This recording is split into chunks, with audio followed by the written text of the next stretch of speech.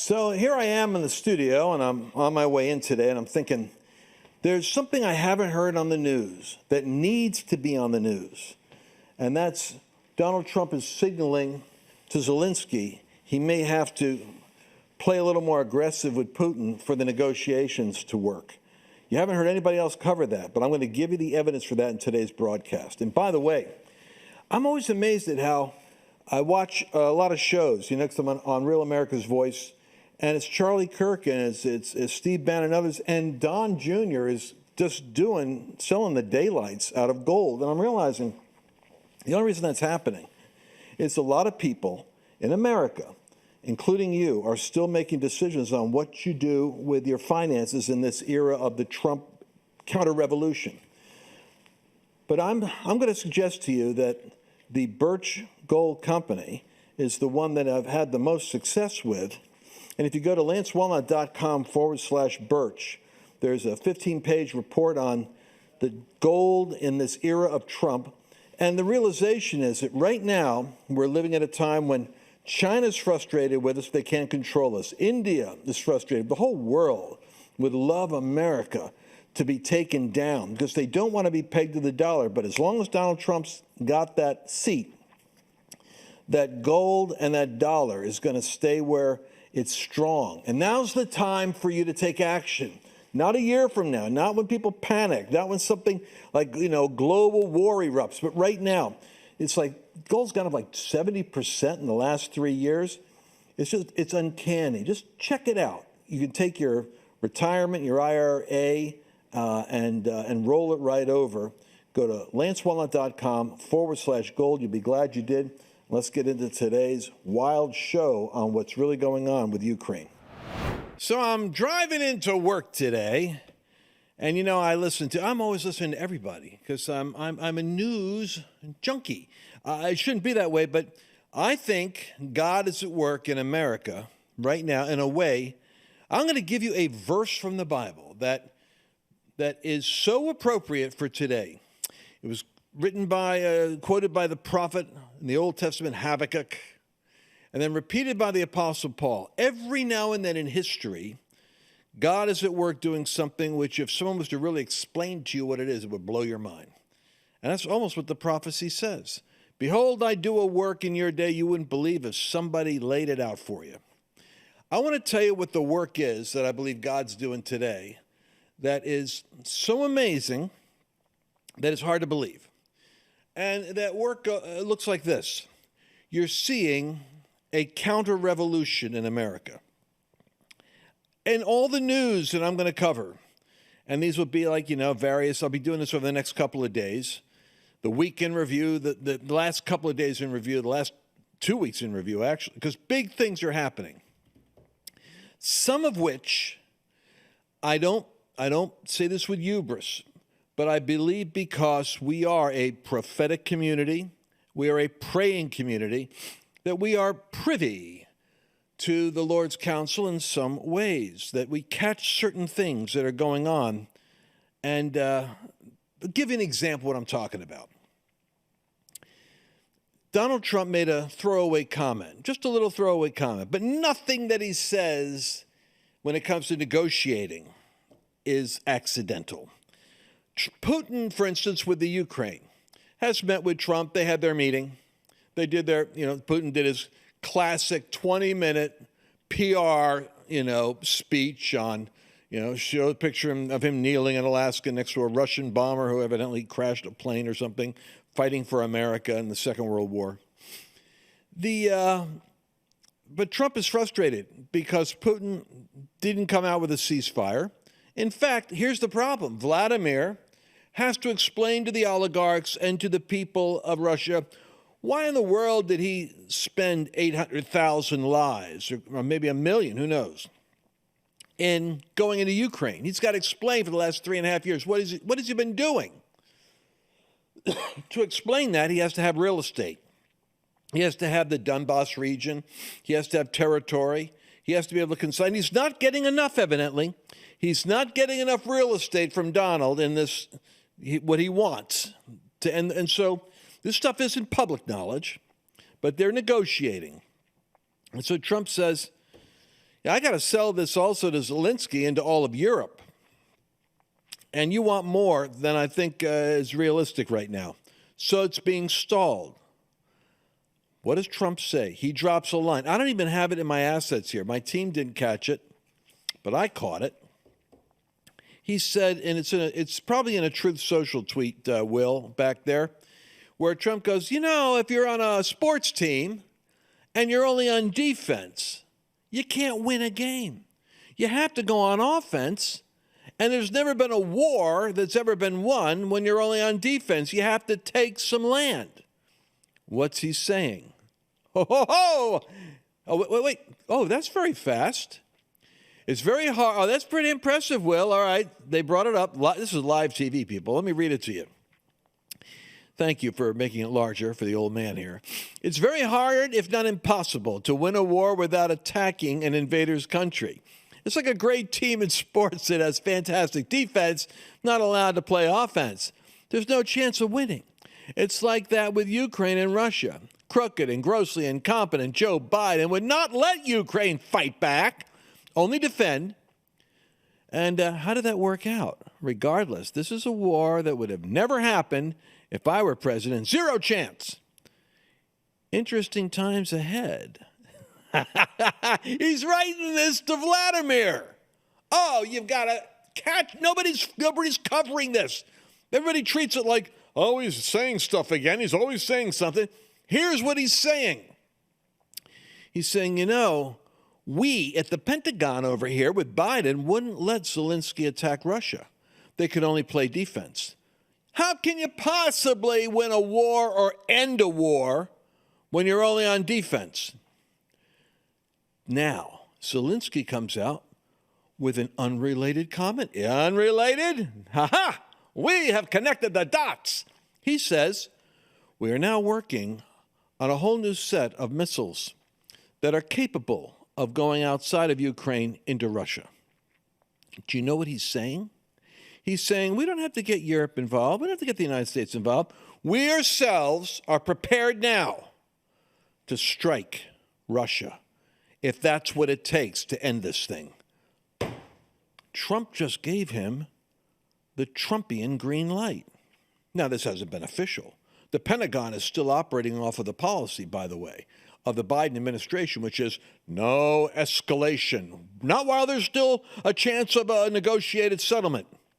So Trump is telling Putin, this is my perspective, by the way, Trump is saying, listen, if you're just going to drag this thing on and keep bombarding these guys to accumulate more miles and stack up more body bags of Ukraine, I'm going to tell Zelensky, and we're not going to have peace, then he's going to have to go hardball himself and start, pushing back on some real estate and go reacquire it and go after you in Russia.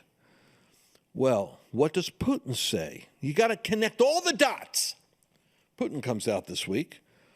We are reevaluating our nuclear capacity, and we are going to, like they need more nukes, like anybody needs. When you got enough nukes, you got enough nukes, right? It's like a guy who has an arsenal of 5 AK-47s. You only need one. You don't need 5 in your living room. Anyway, Putin is going to increase his nuclear arsenal. What's he saying to Trump? All right, if it's going to go that way, I'm going to increase the number. And the more that we have, the more possibility there is an accident can happen, something can get launched. You know what that's like. So he's trying to tell the president, we're just going to ratchet up the nuclear. Let's talk nuclear if you're going to do that. Trump goes,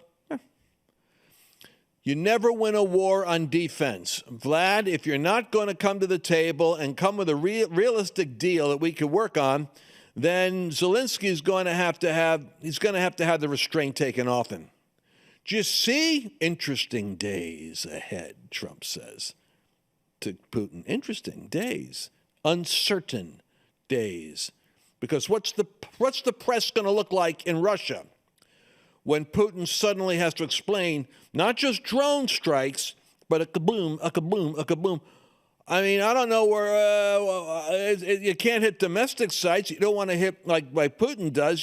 They have to go for military targets. But could this be an escalation? Absolutely. But that's the whole point. Trump is signaling, hey, Maybe you need to experience a little bit of pushback before you come to the table. Well, Putin realizes maybe I don't want them firing on Russia. So they're going back and forth. But Trump's, he's not a chump. So this is looking very interesting. Now, as I was saying, I'm driving in today, and I'm listening to Charlie Kirk. I shouldn't be doing this, but there was an accident or construction down here, and so I stopped to go look at what Charlie's doing, and he's making an interesting point. And the point is that there is a population shift happening in the United States. It's happening because the revolution, the counter-revolution right now, is making the states like New York, Illinois, California, and Rhode Island experience an exodus. In other words, the Democrat-run states that are fiscally strangling their people with more government, more taxes, but more crime, more immigration, but they're opening up their doors. In Chicago, you've got the drug cartels now all fighting with each other in Chicago. That's the reason why I'm going to bring that up later today. Why is Trump talking about taking his road show from D.C. to Chicago to clamp down on the crime? Because the drug cartels have found Chicago, ironically, that lawless bastion of crime, that dome from Al Capone till now of weird politics and the underbelly of the organizing metropolis of Gotham City and the Democrat community. That's where the Mexican cartels are. So basically, Trump is saying, we're going to have to crack down on these cities, sanctuary cities, where the crime and the immigration is the strongest. But what I'm pointing out, put that graphic back up. They're moving from California and New York and Rhode Island, Illinois, to Utah and Idaho, Florida, and Texas. I got to say, I think you're going to see a lot of the Mormon influence in Utah. That's what that is. But it's Mormon, religious, conservative. Texas and Florida. And by the way, that means that the electoral votes, the people voting, is decreasing in those states, which begs the question, why is New York and California, Illinois sitting there saber-rattling about increasing the number of congressmen representing them in the House? In other words, what they've watched is in Texas, 5 new districts, probably 3 which look Republican, are strongly Republican, are being created. But here's the deal, Lucille. You've had vast movement of the population, meaning Florida has more people than has been accounted for in their own census. Same thing with Texas, more people coming to Texas. That means when you have 1 million more people, that affects the distribution and allocation of elected representation in Congress. These other states that are having diminished populations, like California, that are replacing it with illegals. Catch that? They really are not, they should not be counting that as an incentive for expanding their representative base. But Newsom's going to do it because Newsom is running a total media blitz. The betting in Las Vegas says it's 25% now. Sure, that Newsom will be the guy that will run against J.D. Vance in the next cycle. But before then, he's going to run against Trump while Trump is in office. And he's ratcheting up his national campaign now. But I want you to see that they're losing people because they're hemorrhaging. And you got to really screw up California to want to leave California. Because I've been to California. It's a beautiful state. God's gift to America is that coastline over there. Unfortunately, it must be tough, but they're leaving for the hot, dry territory of Houston and Dallas and the humid Florida. Well, what we have is, as you can imagine, Donald Trump's response to Gavin Newsom's threat to he's going to match California, is going to raise 5 new seats. Now, the problem with the 5 new seats in California is, now catch this, ready for this? A little bit of math. 40% of Californians vote Republican. Now, I hate to say this, but the kind of mushy-minded, Christian evangelical movement in California that doesn't like to get involved with politics. Over 50% of the evangelicals in California don't vote. So that kind of it doesn't help. But what it means is, as people are leaving California, Newsom's popularity is going up among the radicals that are staying there. That's the only reason I can figure out that they actually want him to run for president. Like they want more of what they've got in California everywhere else, even though people are leaving California. But Donald Trump vows to sue California over the new redistricting push. And think about the math. If 40% of your state votes Republican, and you go ahead and succeed in redistricting your Democrats into multiplying Democrat counties and districts, that reduces the representation of 40% of your state to 9%.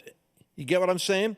In other words, 40% of the state is Republican. They got like around 14% now represented in Congress because they do the districts in such a way that it's majority blue, little bit of red, so they could take that as a congressional seat for a Democrat. As a result, if Newsom can continue his subdivide the blue state strategy, then only 9% of the Republicans, who make up 40% of the voters, and I say if the Christians would register, 50% of the state would be Republican. They would only have 9% of them represented in the Capitol. And that's the reason why there's a question on that. Let me read you something here from, I guess it's from Town Hall, but it's worth reading, and it's good writing. I like it. This is, wait a sec. Here we go. Maryland is already a poster child of ludicrous gerrymandering, but Maryland is ready to jump in. Maryland says, they're going to go join the redistricting band and join California. But more than a dozen states, a dozen red states, catch this, and 3 blue states meet the conditions to potentially redistrict for 2026 without the need for special elections or amending their own state constitution. GOP-led Ohio is legally required to redraw its congressional districts this year. Missouri, Indiana, and Florida have indicated interest in redistricting as well. The only states where Democrats have one-party control and the power to immediately pass a new map through the state legislature would be Oregon, Illinois, and Maryland. New York wants to redraw its map, but that wouldn't happen until the 2028 election at the earliest. While both Texas and California are seeking to flip 5 seats, and I think we did 5 here in Texas, other states have fewer seats to target. Sean Donahue, a political science professor at the University of Buffalo, predicts Republicans would pick up 4 to 6 House seats nationwide if a tit-for-tat redistricting fight was to break out coast to coast. Well, what it really tells you is the battle in America over the culture of America is the counter-revolution of Trump. It's reframing media. It's reframing the corporate structure. It's reframing entertainment. It's reframing academia at the university level. It's challenging the control that the bi-coastal elites have had over the institutions that have dominated America. And now Trump is basically is building a populist movement that is becoming very hard to beat. And the extremists on the Democrat end of the continuum are not even going to be able to redistrict and win. So that tells you this battle is becoming local as well as institutional. All right, that's today's show, and we'll see you again tomorrow. We're entering a period of time that has increased hostility against people of faith. It's a time when Christians are going to be tested on a moral, physical, psychological, and even a financial basis. I'm here to remind you that God is the one who has blessed you thus far, and He will take care of you in the future. You have a divine responsibility, however, to see trouble and prepare yourself. For example, with record inflation eating away at the value of the US dollar, the savings in your retirement account is in danger of slipping away. I recommend diversifying your 401k or IRA out of paper assets and into physical gold. And the best way to do that is with a gold IRA from Birch Gold Group.